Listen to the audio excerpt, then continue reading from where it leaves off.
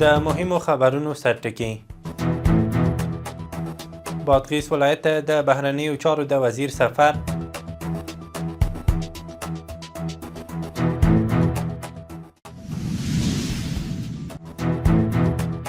د چاپیریال ساتنې ملي ادارې له رئیس سره د ملګرو ملتونو د اساسو کتنه.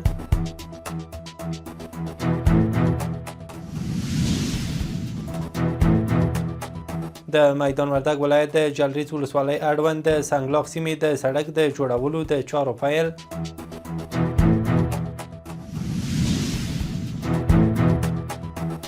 او اسلام آباد کې د امریکا او ایران د احتمالي خبرو په اړه کلک امنیتي تدابیر. د واک ټلویزیون درنو لیدونکو سلام، وخت مو بخیر. نن دوشنبه د وری 11 اوس هم بشپړ خبرونه. د بهرنیو چارو وزیر امیرخان متقی او ورسره مل پلاوي بادغیس ولایت ته په سفر کې د یاد ولایت له والي محمد حنیف حمزه سره کتلي دي.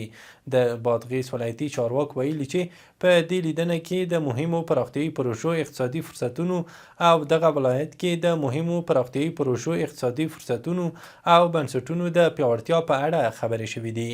د بهرنیو چارو وزارت د لامان قیصار حلقوي سړک جوړولو چارو پرانیستل یو مهم پرمختګ ګڼلی او ټینګار کړی چې د یادې پروژې پلي کول د هیواد اقتصادي او سوداګرۍ ودې برخه کې اغیزناک دی.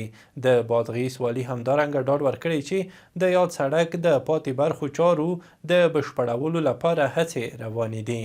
د چاپیریال ساتنې ملي ادارې رئیس مطیع الحق خالص په افغانستان کې د ملګرو ملتونو سازمان د پراختیایي پروګرام UNDP له اساسو او د رها مؤسسې له چارواکو سره د چاپیریالي موضوعاتو په اړه کتنه کړې ده. په دې ناسته کې د افغانستان د چاپیریالي وضعیت د ملي راپور، د 2 چاپیریالي پروژو د تطبیق او د GAF 9 غونډې په اړه خبرې شوې دي. مولوي خالص د UNDP هڅې ستایلې او غوښتنه کړې چې د پروژو د ارزونې لپاره د تخنیکي څارنه لا پیاوړې شي. د UNDP استازي ویلي چې که څه هم افغانستان له چاپیریالي ستونزو سره مخ دی، خو د پرمختګ لپاره مهم فرصتونه هم لري. دواړو لوریو په پای کې د ګډو همکاریو او همغږۍ په لا پیاوړتیا ټینګار وکړ. د صنعت او سوداګرۍ وزیر نورالدین عزیزي په یوه نړیوال صنعتي نندارتون کې د ګډون په موخه ازبکستان ته سفر کړی. صنعت او سوداګرۍ وزارت وایي چې دغه نندارتون د صنعت د ودې، د پرمختللې ټکنالوژۍ او د پانګونې برخه کې همکاریو پراختیا په موخه پرانیستل کیږي. د یاد وزارت په وینا په دې نندارتون کې به د پنبې، ډبرو سکرو، درملو او کرنیزو محصولاتو له 60 زیات افغاني شرکتونه ګډون وکړي. یاد وزارت ټینګار کړی چې د دې ډول نندارتونونو له لارې به د افغانستان د تولیداتو لپاره نوي بازار موندنه رامنځته او د سوداګرۍ د پراختیا لپاره به عملي فرصتونه برابر شي. د ټولګټو وزارت له لوري د میدان وردګ ولایت د جلریز ولسوالۍ اړوند د سنګلاخ سیمې د 2.8 کیلومتره سړک رغنیزې چارې د 9.7 میلیونه افغانیو په لګښت پیل شوې. د چارواکو په وینا دغه سړک له 3 لارې څخه تر حد بخشي سیمې پورې غځېږي او ټاکل شوي چې د 9 میاشتو په موده کې بشپړ شي. د مسؤلینو په خبره دغه سړک د جوړېدو سره به د سیمې د اوسیدونکو او سیلانیانو د تګ راتګ ستونزې تر ډیره حل شي. بلخوا د میدان وردګ والي جلریز ولسوالۍ ته سفر وکړ. د میدان وردګ ولایت والي جلریز ولسوالۍ ته د خپل رسمي سفر په ترڅ کې له سیمه ییزو اوسیدونکو، قومي مشرانو او د مسؤلینو سره وکتل او په دې لیدنه کې خلکو خپلې ستونزې، اړتیاوې او غوښتنې له والي سره شریکې کړې. والي د خلکو د خبرو له اورېدو وروسته ژمنه وکړه چې د یادې ولسوالۍ د ستونزو د حل لپاره به لازم اقدامات وکړي او اړوند ادارو ته به لازمې سپارښتنې وکړي. هغه همداراز د ولسونو سره د دوامدارې همکارۍ ډاډ ورکړ او ټینګار وکړ چې حکومت د خلکو د خدمت لپاره ژمن دی.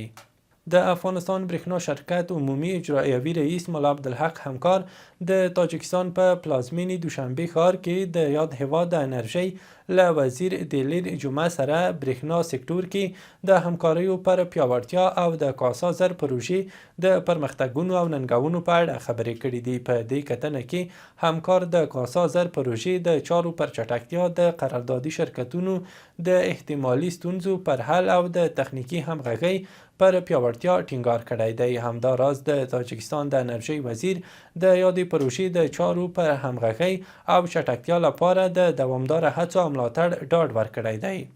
رئیس الوزرا ملا محمد حسن اخوند ټولو دولتي ادارو ته لارښوونه کړې چې خلکو ته د کورونو د جوړولو اجازه ورکړي.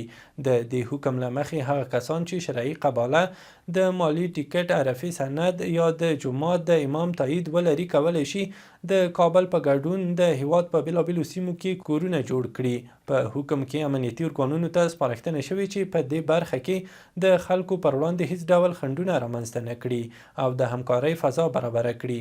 همداراز ښاروالۍ او د اراضۍ ادارې ته دنده سپارل شوې چې د یوې میاشتې په موده کې د ممنوعه سیمو نقشې روښانه او مشخصې کړي.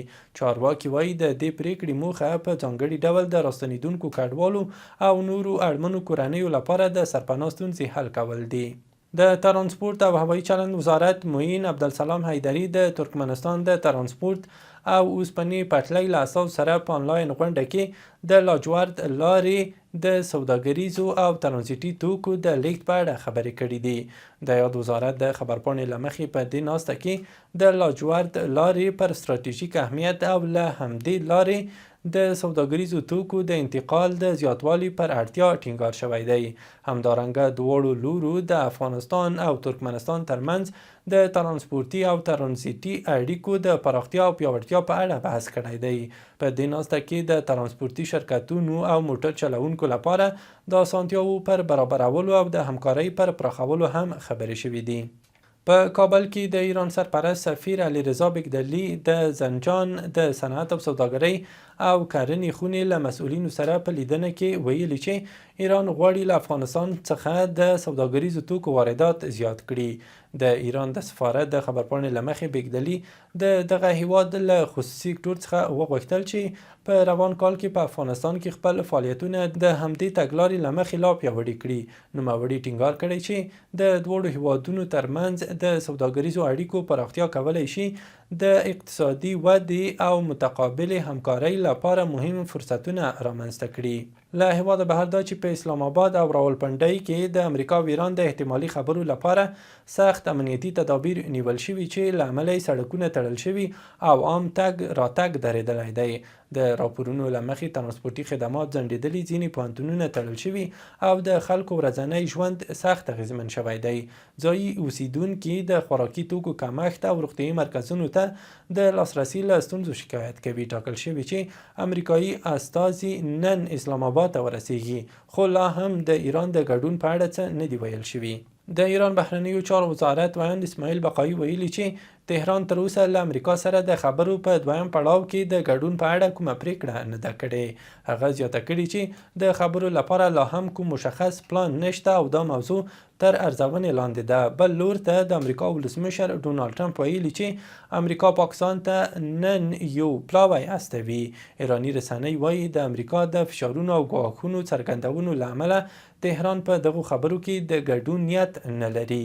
بلخوا د امریکا ولسمشر ډونالډ ټرمپ له رسنیو سره په تازه څرګندونو کې ویلي چې مرستیال ولسمشر جي ډي وونس په اسلام آباد کې له ایران سره د خبرو په نوي پړاو کې د امنیتي اندېښنو له امله د امریکایي پلاوي مشري ونه کړي. له دې وړاندې امریکایي چارواکو ویلي وو چې تمه کېده وونس به د امریکایي پلاوي مشري وکړي، خو تر اوسه دا نه ده څرګنده چې د هغه پر ځای به څوک دغه دنده پر غاړه واخلي. بل لور ته ایران ویلي چې له امریکا سره د خبرو په دویم پړاو کې ګډون نه کوي او په دې اړه خپاره شوي راپورونه یې رد کړي دي.